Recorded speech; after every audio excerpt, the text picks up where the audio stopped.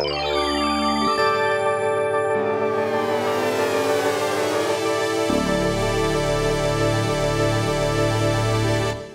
everyone. Welcome to Art Salon. It's exciting to be back here for another season. This is our 6th year. I'm Ellie Shaw, and I've been organizing these salons for 6 years now. I'm very, very happy tonight to introduce Gean Hart. Gean has had an incredible career nationally, a little bit internationally. She's been in London, she's been in Los Angeles, she's been in galleries in New York, she's been in Miami. She is a curator, an arts writer, a publisher of fine art. She knows a lot of people. She's done a lot of fascinating work. Primarily, she's been known as a curator, at least in more recent years. She curated an exhibition here at the Armory last year about artists of the Caribbean. And she's also an artist herself. She does collages that are vibrant and kind of very pop, wonderfully colored, very contemporary, and a lot of them have to do with music. Gean Hart. First of all, I want to thank Ellie for giving me this wonderful opportunity to talk all about my life, which from a very young age was really art has been the focal point of my life. When I was very young, I was really nurtured by my parents in creating artwork from a very young age. The first collages I made actually had cultured pearls in them because my uncle worked for one of the leading jewelers who specialized in pearl jewelry in New York City, and he'd bring the rejects over to our house, and it was the glue and the pearls and glitter and whatnot. But as I became about like 12 years old, I started auditing classes at the University of Miami with Eugene Masson, who is, I don't know, maybe some of you know who he is. He was at the time one of the really leading artists of South Florida scene. He's included in the book. And it was at that time that I started to really get a more formal education. So really my formal education in art and art history started when I was around 12. And my parents, again, nurtured me into that. So some of the artists, and this is just a small selection, but I think these are some of the more important ones who influenced me from a very young age were Robert Rauschenberg. I have one example of his work. And in my life, I've been really blessed to have met some of my art world heroes over the years working on different projects. And I met Mr. Rauschenberg a few times and was even at a milestone birthday of his, which was quite an occasion. So he's probably the single most important contemporary artist to me. And that's why his image of his work is first. James Rosenquist, another very singular influence for me, and I think maybe more than Rauschenberg aesthetically, he's influenced just the look and feel of my work, the collages that I do, and even some of the paintings that I've done in the past, which you'll see a few examples of. Just this kind of very intense layering of imagery, of nature, the universe, cultural iconography, advertising, all of these things. And he, again, like I said, probably more than anybody from an early age, really influenced my chosen aesthetic that continues to this day. I mean, I've obviously loved the work of a lot of different artists, way too many. It would take 2 hours just to list them. The work of Joseph Cornell, someone who I greatly admire, and I think it's interesting because his works are so prized now, but back in the day when he was making these collages and little assemblage pieces, he ended up getting into some shows in New York City. He actually lived in Nyack, where I lived as a young child. And when he was in the shows in the city, he was often kind of marginalized as like, oh, these are just toys, they're little baubles, you know, so he was not taken that seriously. And now his works are, you know, if you can even get one, they're highly prized. And so I think that's just an interesting thing that happens in the art world. Often, you'll see artists whose work maybe isn't so appreciated during their lifetime and then after the fact become just giants of art history. This is another Cornell piece. Gustav Klimt, many of you, I think, know this piece, and it even was the subject of a film. And early on, I would say, when I started private lessons, both Gustav Klimt and Egon Schiele, who did more drawing, but for the sake of what I'm talking about today, I chose Klimt because he used a combination of painting and collage with gold leaf and different materials. So he was definitely one of my favorite artists and continues to be, but I don't think he was as popular back when I was a youngster as he is now. I mean, now, again, another artist whose work is just, impossible to acquire without spending a great deal of money. Another piece by Klimt. So while I was studying art, and I did go to Miami-Dade College, which now would be considered New World.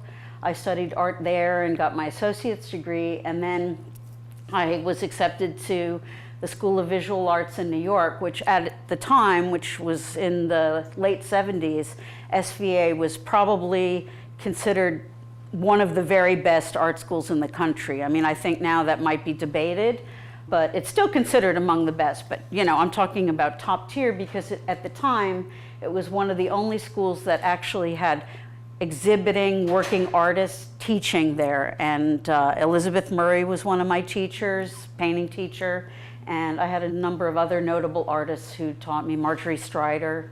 So this is the facade. I think it's more recent than when I went there, given the fashions, but it's still there on 23rd Street in New York is the main building. So I went to School of Visual Arts and I returned to Miami, and after a short time I got involved based on the invitation of a friend to join this group of artists which was called Artifacts.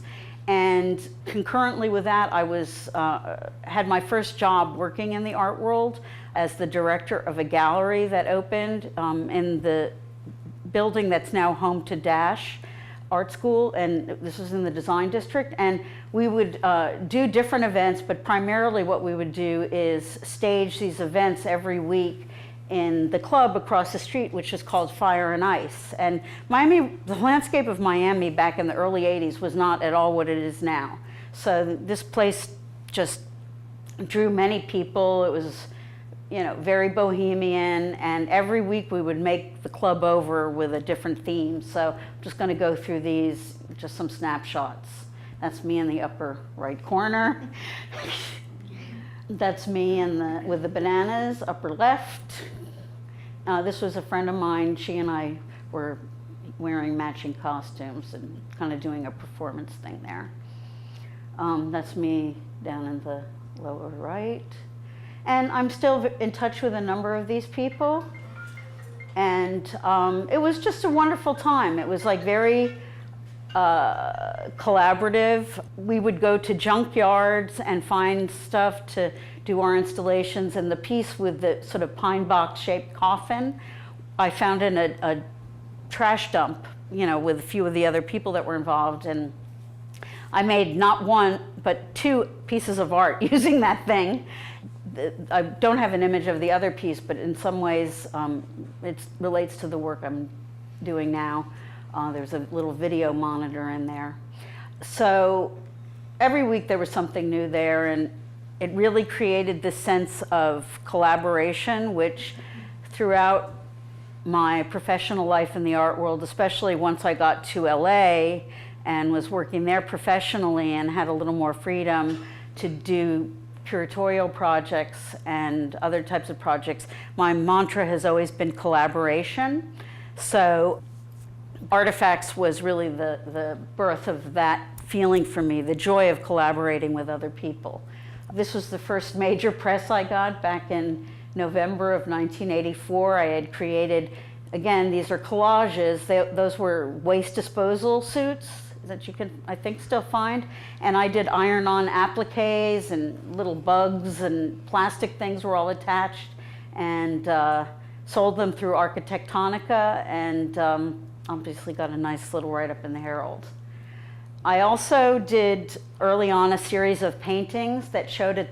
Then Artifacts at that point had a gallery space just off of Lincoln Road, which was basically deserted at that time, just a few artist studios. And I did a series of paintings that were done on taking the ticking off of box spring mattresses and restretching them over the single frame, and using that like a canvas, and then taking pulp fiction novels as the subject matter. And it's interesting because recently I was at a show at the Whitney about the 80s art scene, and I don't know if any of you are familiar with Walter Robinson. I'm sure you are, Kara.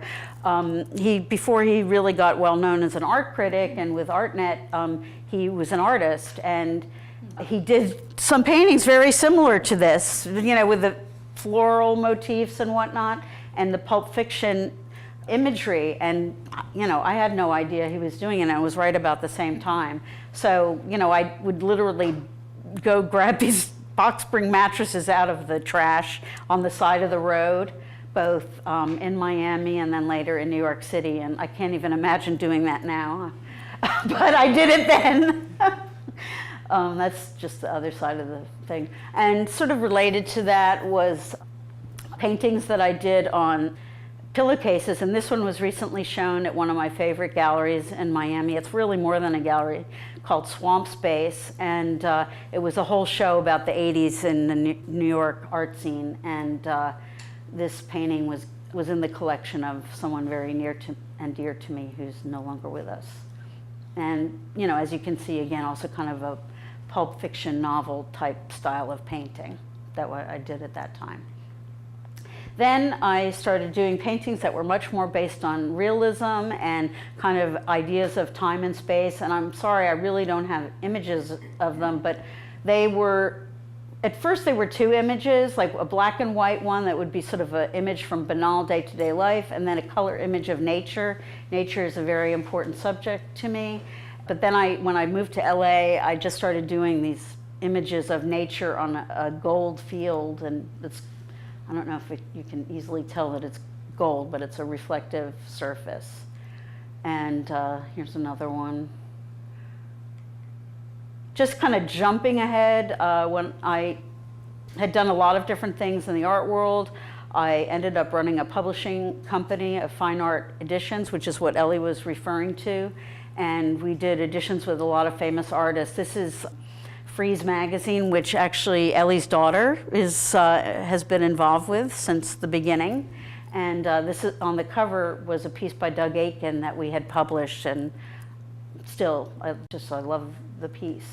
So, and again, this is during the time that we did Musex.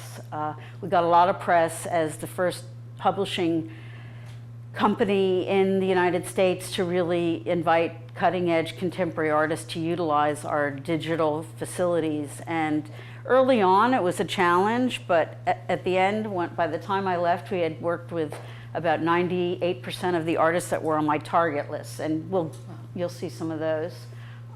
This is an article of me that was done on my art collection and apartment. That's a Stella Vine painting I had, and that was my little dachshund I had before the one I have now, who's with me. Gregory Crewdson, we had published that piece. Actually, the whole series by him, the second series of his Twilight images.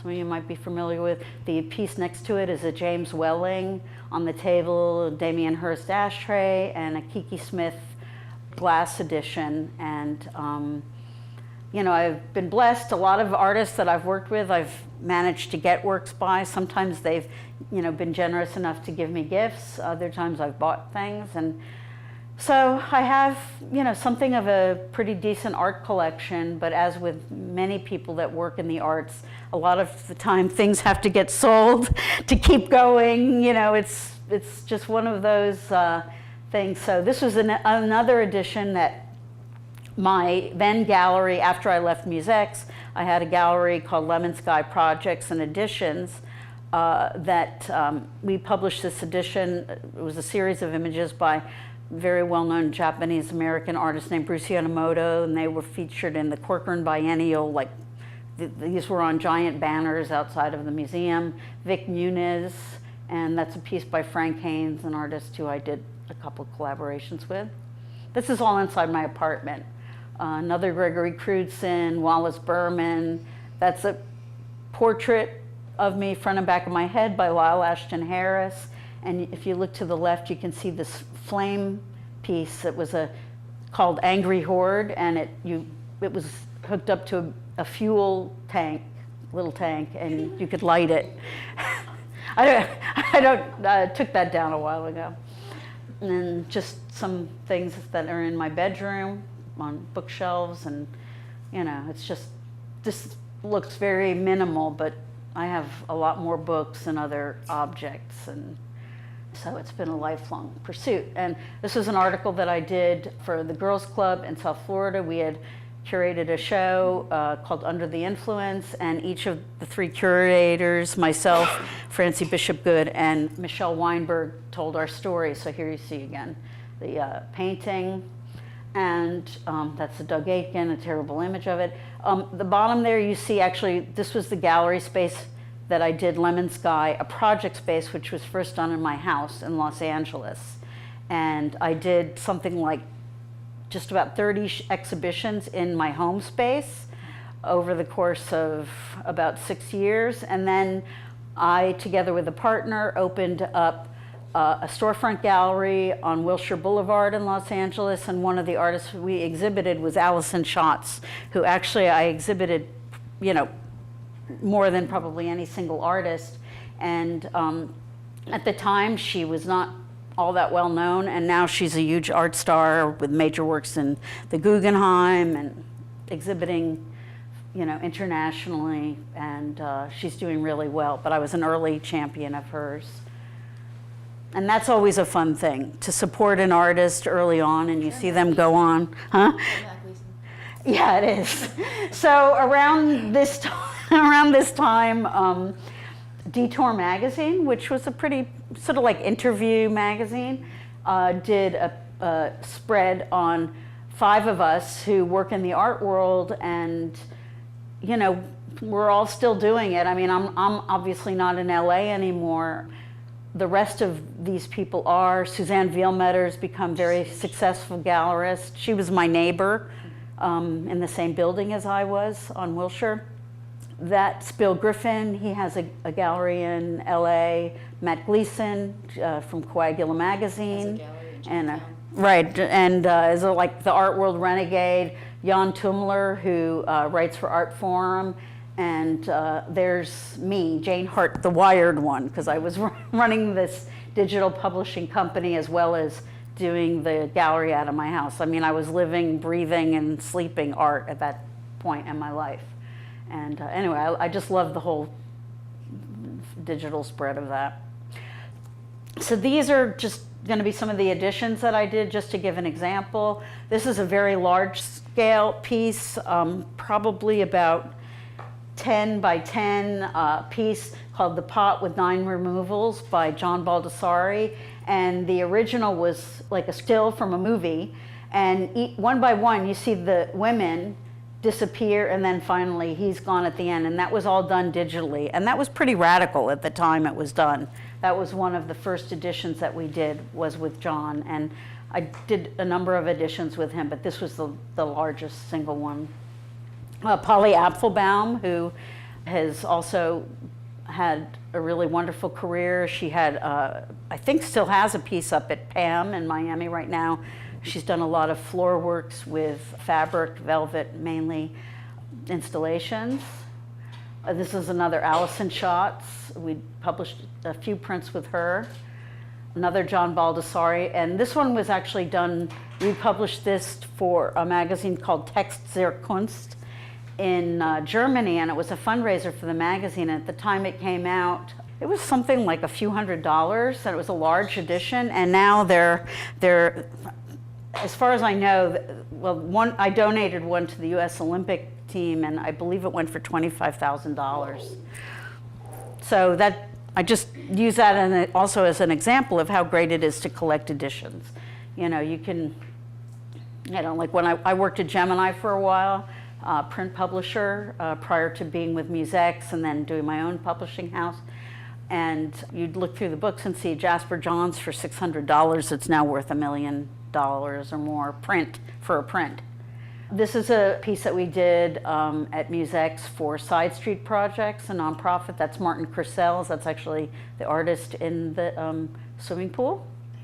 This is a piece by Fabian Marcaccio, which he's done these just tremendous installations, floor to ceiling. I actually got him into Warner Brothers Studios because he was printing so large. He needed the large digital printers that did set backdrops. But we did this print, which was a codex of all the different symbology that he used throughout his art. You can see the year. Doug Aiken, that's a better picture of it. So after I left MuseX Editions, I had started a gallery myself with a partner that I had worked at with MuseX, where we did exhibitions as well as published editions, and we didn't always just show artists that we published, but here you see a little bit more of the Bruce Yonemoto. And sadly, this website doesn't exist anymore, but hopefully I'll be launching a new website soon. This is Dara Friedman. We were really lucky. I had met her in Rome visiting Lyle Ashton Harris, an artist who's a good friend of mine, who had won the Rome Prize. And while I was there, Dara Friedman was also there, and she's going to be the big Art Basel show at PAM this coming up. I believe the opening is November 3rd. And all of these prints will be included in the book that they're doing to accompany the exhibition. And you know, that was just a tremendous opportunity to work with her. Jessica Bronson, who I believe teaches at CalArts, if I'm not mistaken. She had a very big career, and you know, then became more focused on teaching and raising a family. But at the time that we did this, she was a very well-known artist in Los Angeles and beyond. And this is an edition series that we did with her and exhibited in the gallery as well. So I was invited by Jill Slaughter, who some of you might know, and she has had this blog, Raw Candor, where she invites people to kind of tell their story, mainly I think in the art world. I had just, basically at the time I had just gotten through a period where I was being treated for advanced stage breast cancer.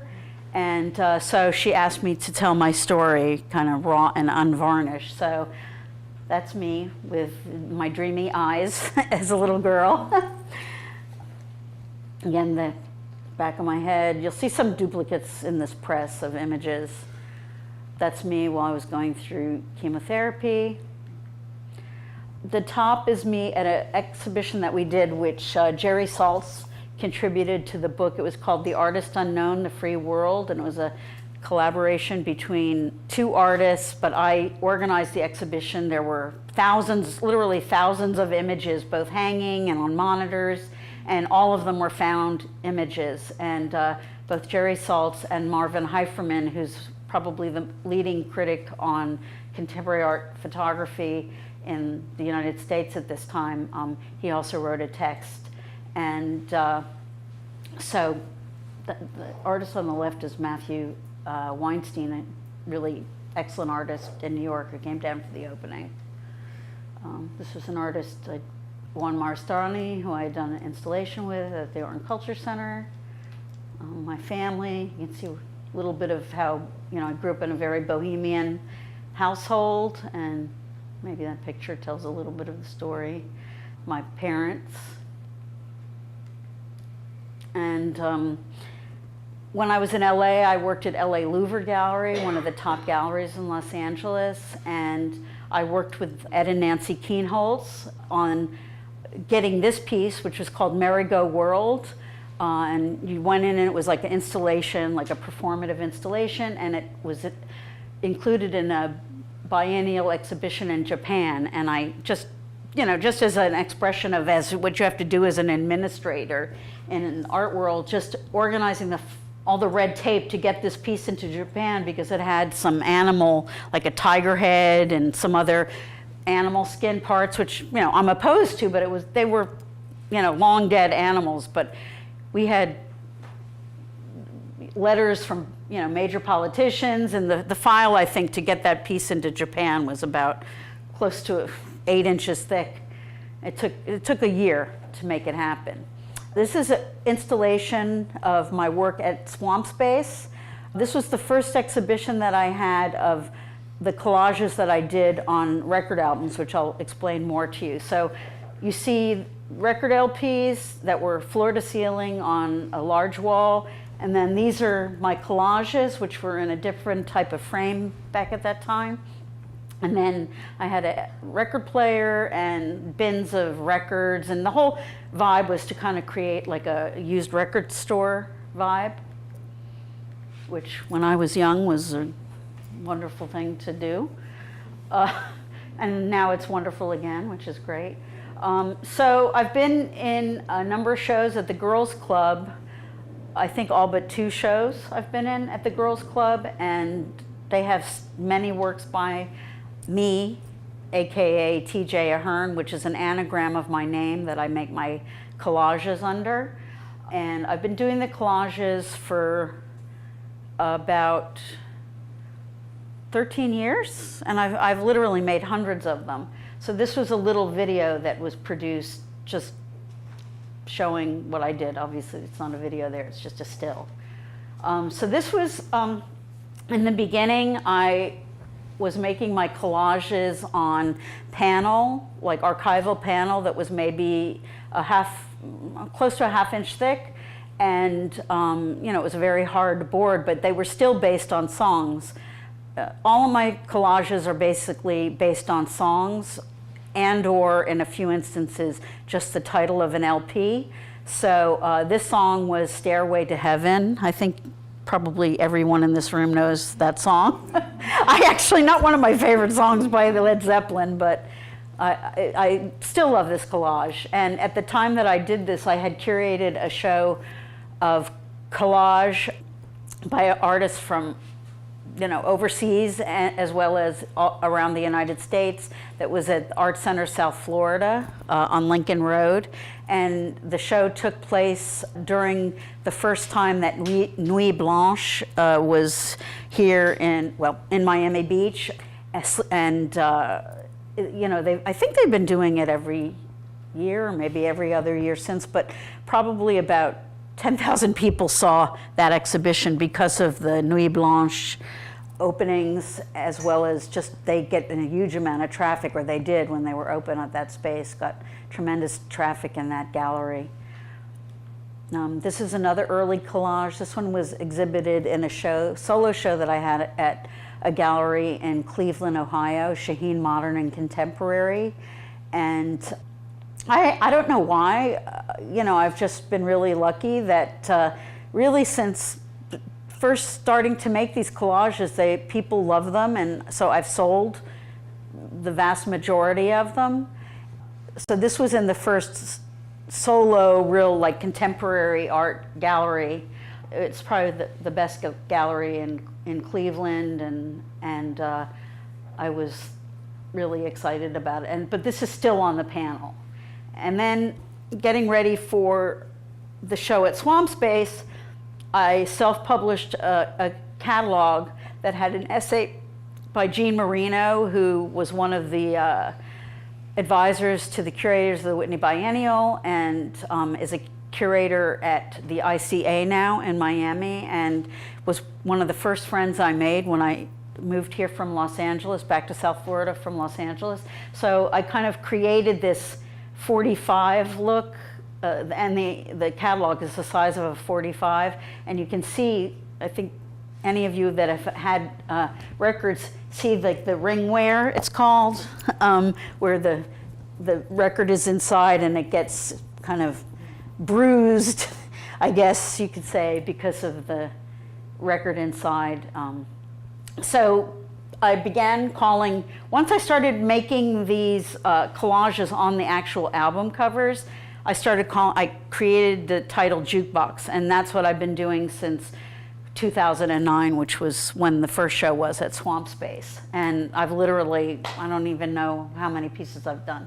And this was a piece that was in the show, and again, like every other collage you're gonna see at this point forward, is named for a song, and this one was, song was Good Vibrations by the Beach Boys, and this piece sold to James Danziger, who's a major gallerist in New York City, and it's one of my personal favorites even now, even though it's from 2009. I used a lot of Playboy magazines to make, especially doing these earlier collages, just because I love the imagery, and this is kind of one of the rare ones where you don't see like an actual living female in them. But I like the natural look and feel, so it's like kind of like a nude woman, meant to be kind of a vulnerable woman inserted into this surreal environment, kind of looking as though into a window, and again, layering of imagery, kind of a la James Rosenquist. I mean, this, I think, has a real Rosenquist sort of vibe with the popsicle and the swan. But this one's for a Roxy Music song called In Every Dream a Heartache. And actually that's a blow-up doll in the upper left-hand corner. And you can kind of see this dream couple in the cocktail. And then that was a kind of futuristic home. Again, it was from a spread in Playboy. And it's kind of different from many of the others. Most of them have figures. This is a more recent one that I did a couple years ago, and it's called Planet Claire, and this is actually in the collection of one of the founding members of the B-52s, Keith Strickland, and his husband. And, you know, I'm just thrilled. I'm a big B-52s fan. This is also a bit more recent. I guess this is like 2015 or so, and this one is based on the song Atlantis by Donovan, and this one will actually be in the show that's coming up that Ellie was referring to, and again, it's one that I really love. This one sold, I had a second show last spring at Shaheen Modern and Contemporary, and this piece sold to a member of the Lewis family, of the Lewises of Progressive Insurance, who have one of the private top corporate collections in the United States. And this one's Blondes Have More Fun, and actually she's clothed there, but the girl in the swing is from Playboy. And then you see I Dream of Jeannie, and you know, just different games, and it's very poppy and fun.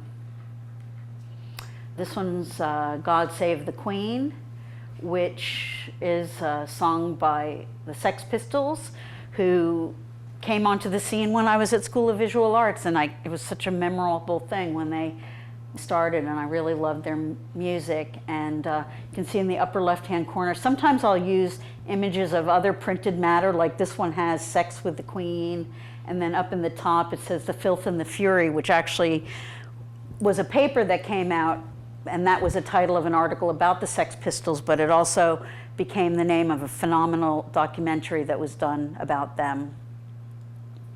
No offense to the Queen, I love the Queen.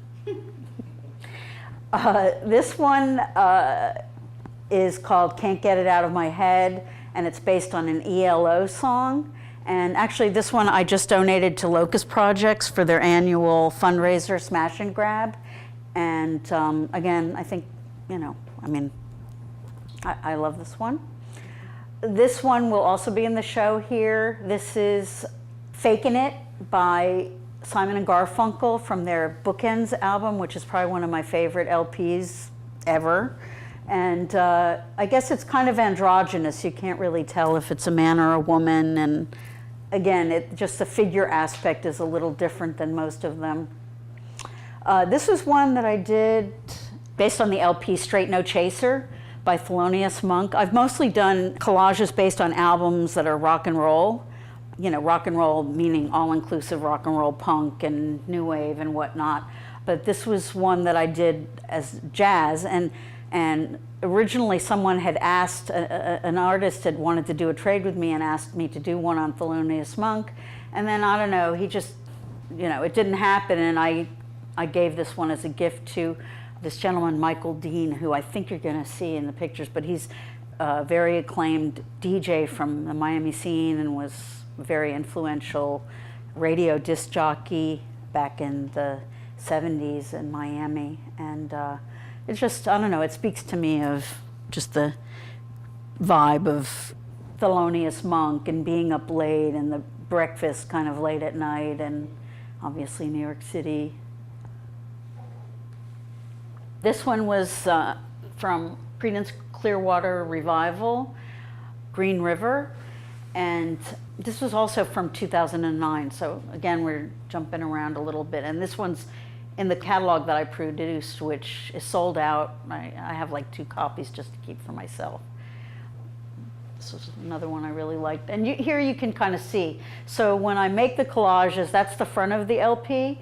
And I try, when I make the collages on the back of the LP, sometimes it's really hard covering up the back because of, you know, notes that are written there or other imagery or whatever, but I have to do it. So another just incredible, iconic album in rock and roll history. And I try to make it so that the collage is not jarring or in conflict with the imagery and coloration on the album cover. So that's just another layer, is kind of using colors that will complement the LP cover.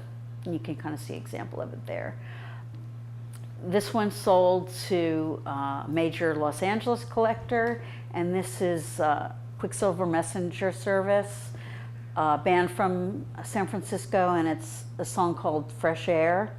And here I included the LP. It's kind of self-referential, another Playboy model. This one I gave as a gift to Dave Muller, who exhibited at the Art and Culture Center. You'll see some images of his. But this was, again, a little bit different. And this one's Peggy Lee, Is That All There Is? And so this one's a little bit wackier. One of the things that I will point out is that every collage that I've done has 3 elements, which is a star, a horse, and a 5-pointed star, a horse, and a bird. And each of those symbols have significance to me in my kind of own cosmology and in my life. And I don't know if you can see, I mean, 2 of them are pretty obvious. I don't know if anybody can see the horse.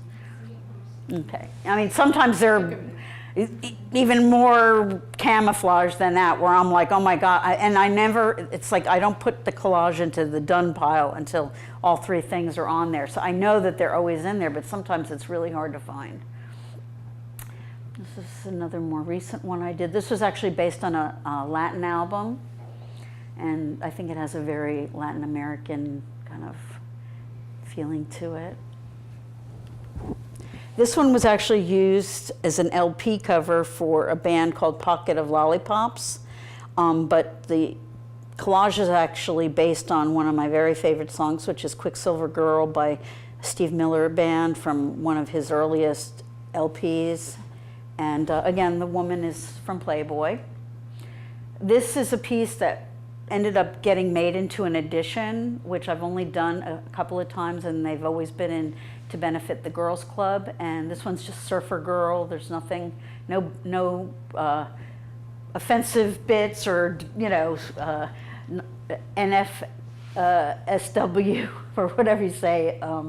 You know, it's pretty family-friendly piece. And that's also by the Beach Boys. This was Les Baxter.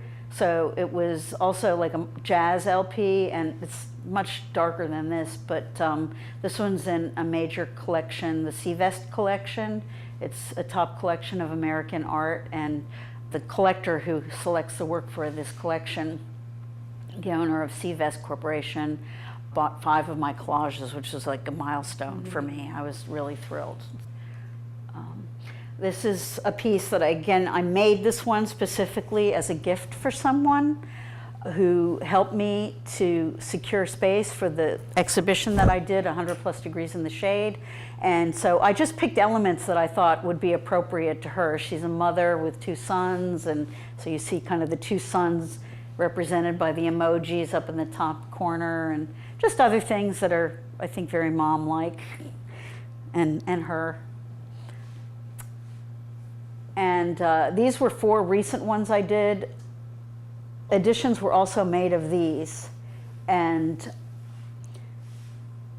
so they were original collages, and then editions were made of them. So, and these 3 sold, and this one I still have, and I'm not selling. A few years ago, I was asked by Michelle Weinberg to do a solo show of the collages at the Pulse Art Fair during Art Basel Week, or Fair Week as it's called. And so again, I had the collages in these plexiglass frames, and this gentleman, who also is from New York, he by coincidence bought 5 collages from me as well, but I didn't know it, that I was being filmed by 60 Minutes, and it was months later, and my mom called from the Keys house that we have to say, I think you were on 60 Minutes, and I was watching and, you know, kind of like, whatever, you know, getting through the show, and she must have been on a feed that was like a second or 2 ahead of me. So I DVR'd it, and sure enough, I was on 60 Minutes, which is, you know, I love 60 Minutes. This is just a detail from another collage that was at the Girls Club. This was a shot from the show I had 2 summers ago, like not this summer, but last summer at the Girls Club. This was a shot from an exhibition at the Girls Club, and here you can see the one I was just talking about, and again, all of those are sold. So I decided that I wanted to do something a little more formal for the framing of these, and I decided to have them done in a kind of a matting system where you could see the front and the back. This one's based on The Wizard of Oz, with a narration by one of the cast members of the movie, and you can probably find different elements, and I also included a little Pink Floyd moment in there, because Pink Floyd did a piece where they played Dark Side of the Moon synced up with The Wizard of Oz, so little nod to Pink Floyd in there.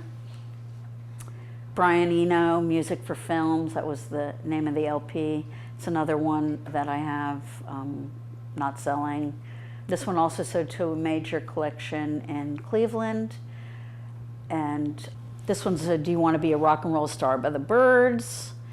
Rick Derringer, Free Ride, I believe, which was an early song favorite. Stan Getz, Take 5, so another jazz. These are a selection of some of the earlier ones that were on panel. So this one's Dreamer. And at the time I wasn't including the band's name, but this one's Strange Brew by Cream. Offering, this was, I don't remember what album it was from, but another image of Swamp Space. So now we're going to the Art and Culture Center, where I worked for close to 10 years and curated over 100 exhibitions. This was one, I'm just going to show images of a few exhibitions, but mainly ones that were high points for me in the time that I was there. We, in the summer, would do family-friendly programming, and in addition to being one of the first venues to show the Lego artist Nathan Sawaya, who's become a worldwide phenomenon at this point, we were one of the very first venues to show him, and so that was great, but you can't show the same thing every year, and you know, I don't like repeating myself, but we showed him a few times based on the director's decision. But one of the years we did a show of Charles Schulz's strips, Pop Culture and Peanuts. So this was a film about Charles Schulz that was being played on the video. We were the only institution outside of the Charles Schulz Museum in California to show original strips. Any other Charles Schulz show that's been done up until recently, there was a show in Japan, has been reproduction. So we had the actual strips in the gallery. And they were all based on different pop culture moments. So in addition to the strips, I collected all kinds of ephemera and things that referred to, like you might have seen the surfboard in the corner that related to that strip. And it was just a blast putting that show together. And Charles Schulz is one of my personal heroes, so it was such an honor. I mean, obviously he's no longer with us, but I felt that I did good by him, and even the people from the museum who came said it was actually better when they presented the same body of work. They didn't go as crazy with all the ephemera and stuff. If I do something, I like to kind of go over the top. This is Dave Muller, another artist whose work almost strictly follows the subject matter of music, not just rock music, but music through history. He's an LA-based artist who started just doing small watercolors, and these pieces that you see here are portraits of people based on, they're like the spines of the LPs, and they're based on people. So, you know, like a collection like this would maybe be of, you know, one person. There were also single ones, and he painted the entire walls of the gallery with some help as a backdrop to lay the works upon. And that was a real, I mean, I'm just a huge fan of his work and knew him personally, so it was great to have him come and do a show. This was another exhibit, an outdoor performance actually, of an exhibit that we did with another LA-based artist, Wayne White, who some of you might know from the film about him called Beauty is Embarrassing. It was a major motion picture documentary. And so he created this large-scale puppet of Napoleon Bonaparte Broward, who was the founder of Broward County and did some good things and also some things that might be questionable today. But so, you know, he had a complex history. So we had students come and make different types of critters that you would see in the Everglades. And they were part of this parade that happened the day of the opening, and this is the inside of the gallery, and overlaid you see several paintings, kind of a cross-section of work that he's done over the years. I selected, I think it was around 30 paintings, and they were hung throughout the galleries. And you can't really see it, but he did, you can kind of make it out here. He did like kind of a red line painting over a different shade of red solid color. And the puppet was exhibited just on the opening day, was it then taken out. And here's just a detail of paintings. This is a piece by another artist who's come and spoken here in the art salon, Juan Herman Gonzalez. And this show was I created a project room at the Art and Culture Center that was dedicated solely to doing shows with artists from South Florida. And at the time, then I started, that space was completely unused. So it was great because we did a lot of exhibitions in there and gave a lot of artists a chance to, you know, get to be seen. That, you know, it's hard when you do so few exhibitions in a season with a very limited budget to show artists. And my goal was to show as many artists as I possibly could. And when I started, things with the economy were more or less okay, and then everything went into, you know, spin out shortly thereafter. So I really had a very limited budget to work with when I was there. I mean, shows like Dave Muller and Wayne White, we got grants for. In fact, Wayne White, we got the center got its first ever NEA grant for an exhibition. We got a lot of different grants over the years. But the project room, even in there, we got some grants, but mostly it was a kind of like a DIY situation for the artists. But they had a nice space to work with. Probably about a little different, but similar to the size of this room, a little longer and narrower. So I left the Art and Culture Center at the end of June in 2015, and in July, of 2015, I started planning an exhibition called 100+ Degrees in the Shade, a survey of South Florida art. And this was the space in the design district. There were altogether 9 venues that were a part of the overall exhibition, but this was sort of like the main venue right in the heart of the design district. And the show got incredible press, not that you can read it, but these are just blurbs from Art Forum, the Miami Herald, El Nuevo Herald, can't see the one at the top.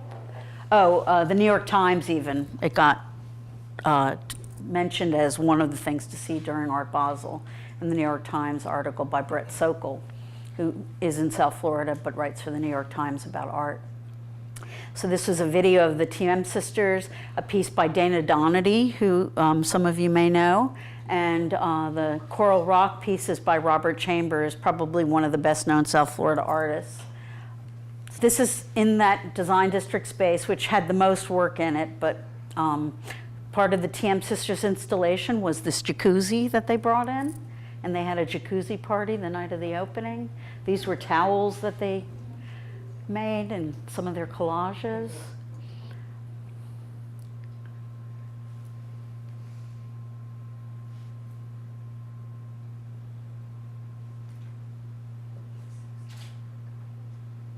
This is actually looking out from Sri Prabha's installation, and Sri is also an artist who spoke here.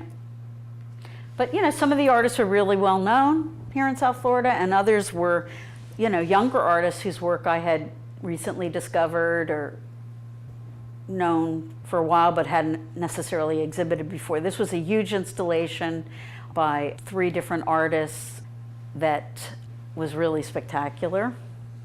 Philip Esland, who probably many of you know, this was a piece of his, the house hanging there. We had a performance. We had several events, and I believe this was at the official opening during Art Basel Week. We had dancers doing a performance there, and so that's a still from the performance. Another still from the performance. There's David Rohn. This was actually in Swamp Space. There's Robert Chambers and David Rohn, who had pieces in the other gallery.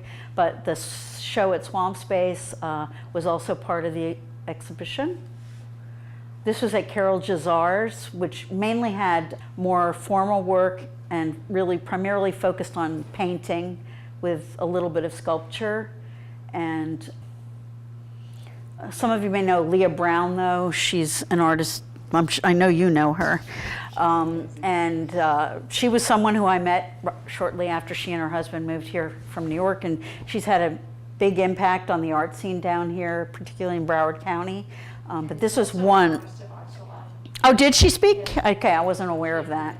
Glexis Navoa, Jose Bedia, Rick Newton, who this was at Design Sublime, and he ended up getting a solo show at Design Sublime because of this. Beautiful work, you know, Palm Beach County-based artist,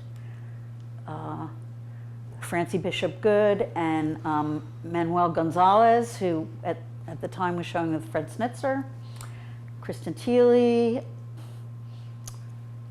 This was another venue, the Laundromat, which has artist studios as well as a gallery space. And let's see.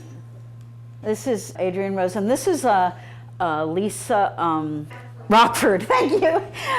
She did an installation with a video on these pieces. And has she spoken here?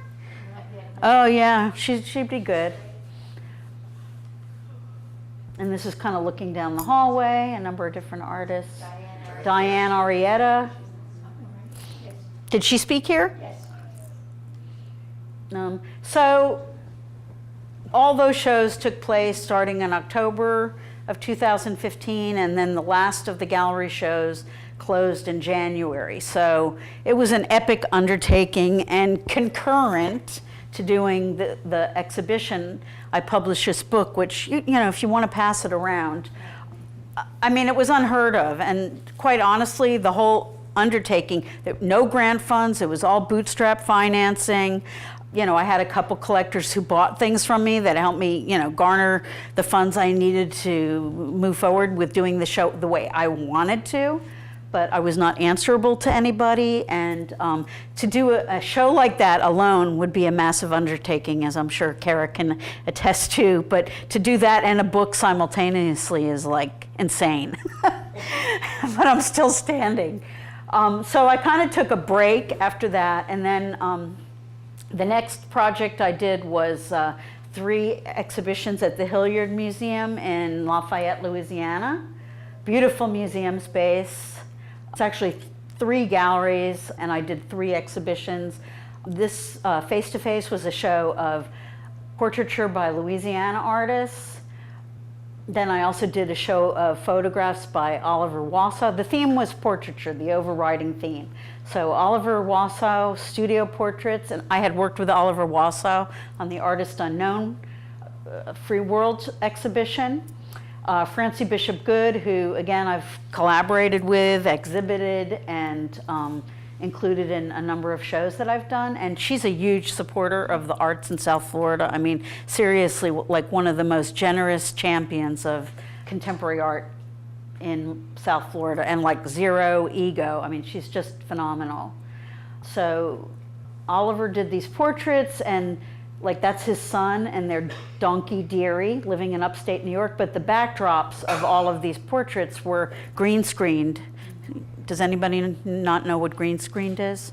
It's like they do it in the film business, but also it's like something can be, like the green screen is like blank, and then you can go in digitally and put stuff in there. And so the studio portraits, they were taken in the studio, but with a green screen, and then he dropped in the backgrounds, which a lot of them are very Hudson River Valley type of paintings. That's a painting of his daughter, and that's the artist. This was from the brochure. This is actually his brother. Francie Bishop Good Comus. I believe we had about 120 of these, again, digitally produced portraits that combine painting and photography and digital media to create these portraits. And there was, I think, about 130 of them. They just lined the gallery. It was really beautiful. Here you can see.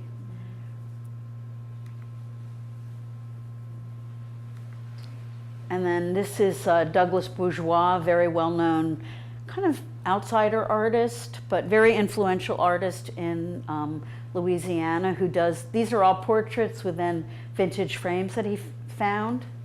This is as you walked into this exhibition, and these portraits were by Willie Birch, who's also like one of the, you know, fathers of the art scene in Louisiana.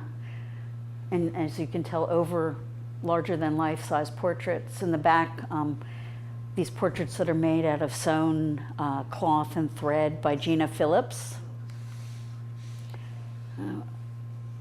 Willie Birch. And here you can see Gina has exhibited these works at Art Basel, and they're really spectacular. This is a detail out of a family that commissioned her to do, various family members. And I don't know if I think she was kind of moving on to a different type of medium, but she's done many of these, and they're really incredible. So I had the 3 shows in the fall of 2016, and then again I took a little bit of a break, but what I was working on from summer of 2016 until the 10th of December, which is when this took place, was a project called, I want to say Be Here Now, but it's not Be Here Now, Now Be Here.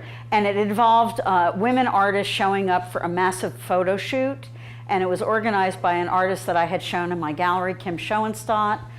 And we invited several hundred artists to come and be a part of this photo shoot that took place at PAM. And it was just torrential downpour, but we had 305 women sit in the portrait. So 305 and the 305, which I thought was kind of poetic. That's me. I'm number 37. Dana was actually artist number 1. And here you see everybody kind of after the formal shot is taken. And this project has been done in Los Angeles and New York and Miami, and I believe other cities are planned for it. But it also got rave reviews in the New York Times, and I was basically the organizer for it here in South Florida. And towards, as we were getting towards the final planning stages, we partnered up with Pam, which was phenomenal. They were just so great to work with. So that was December, and then in January of 2017, I again became a curating demon and did 7 gallery exhibitions and a large booth at the Art Palm Beach Fair, which I was invited to curate this booth to commemorate their 20th anniversary, and you'll see some images of that. So this was one of the shows that I did of artist Gina Cunningham, invitation. Dana Fortune at Design Sublime. This is from the Champion show that was here, work by Gonzalo Fuenmayor, one of my personal favorite artists in South Florida. This is by an artist, Rafael Domenech, who is now like huge, got a big write-up in the New York Times, but I went and saw his work like at a studio crit as he was getting ready to graduate from New World School. And I like within 5 minutes, I knew he had what it took. So sometimes, you meet artists and you just know, it's just a thing. And sometimes, like with Alison Schatz, it took a good few years before she really hit it big. And I always believed in her. I mean, I can remember phone calls, crying, "Well, it was like any gallery, it was a..." And now she's not crying, I can assure you. This was a piece of Raphael's that was exhibited here, and I think you can recognize the space. These were also by him, as was the work on paper. To the right, you see Adler Guerriere, who has a show that just opened at David Castillo Gallery in Miami Beach, who also was one of the few artists of late to be included in a Whitney Biennial. I don't understand why the Whitney doesn't include more artists from here. We're certainly an art capital to be reckoned with. The night of the opening, there was a performance organized by Misael Soto, who I had worked with and kind of nurtured, I would like to think, from his earliest days out of FAU. So that you can see the people interacting with the artwork and on the pedestals. A piece by Leyden Rodriguez.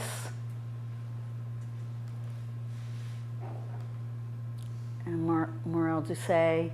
He's going to be in the show that I'm working on now that has to do with climate change and the Anthropocene period that we're now setting forth into.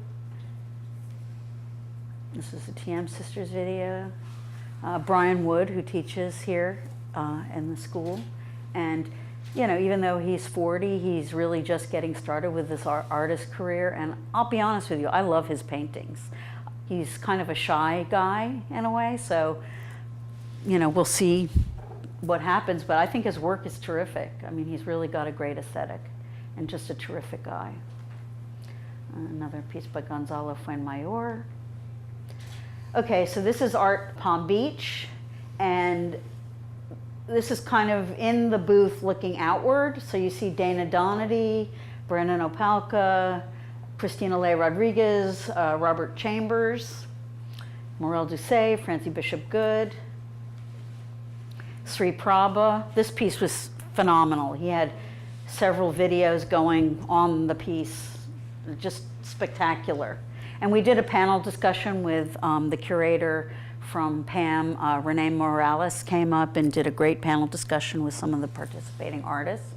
Another Dana Donati. Detail of one of Morel's pieces. This is a piece by Philip Estlin, actually photographed in his studio, but it was in the exhibition. He found this vintage kind of modernist chest of drawers and then cypress knees that he used for the leg. I also was the juror for Art Synergy this past year. Rick Newton was in Art Synergy, and he was in the 100+ Degrees in the Shade. I don't remember the name of this artist. Oh, okay, yeah, really excellent sculptures. Ellie's photography, which I love this piece.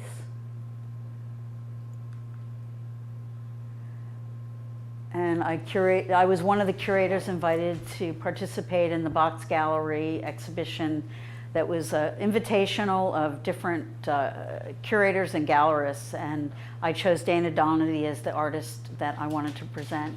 And this is just a shot of the installation that she did in the gallery, which included sculptural objects and paintings and even some smaller works on the side. Okay, these are more recent collages that I believe all of these will be in the show, but still please come. It's just great seeing these really large on the screen.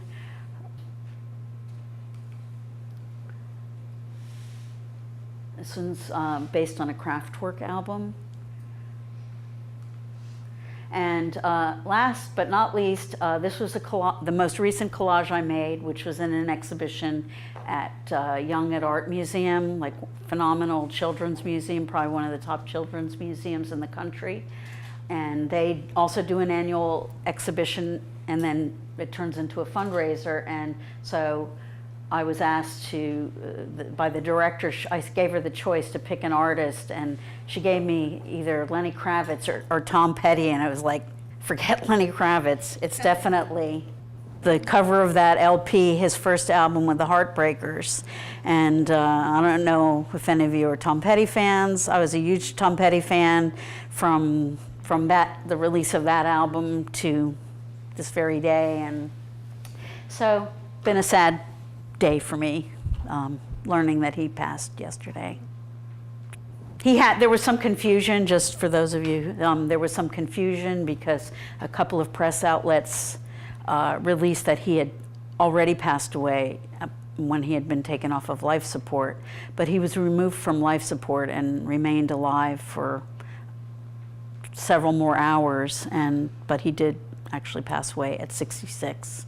And he's from Gainesville, Florida, and just, I think, great musician. So, and what I wanted to say, just with the image of his LP cover up there, was, for me, I've worked in the art world for just about 40 years. I've worked with some of my art heroes, helped break the careers of major artists like Doug Aitken, who was kind of an unknown when started working with him, and sat side by side with him on the computer, working on some of his editions that we did.